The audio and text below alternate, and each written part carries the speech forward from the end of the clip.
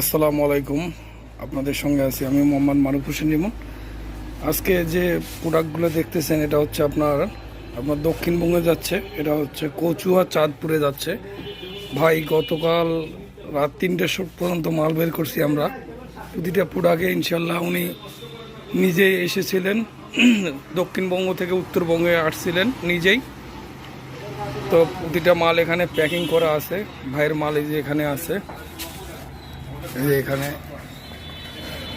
প্রায় অনেক কার্টুন, প্রায় 20টার মতো কার্টুন রেডি করছে। হেলমেটও ভাই কিছু নিছে।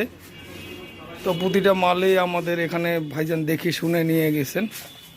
আজকে ট্রান্সপোর্টে বুক দেওয়া হবে প্রোডাক্টটা ভাইজানেরা। তো আজকে এ পর্যন্তই, আল্লাহ হাফিজ।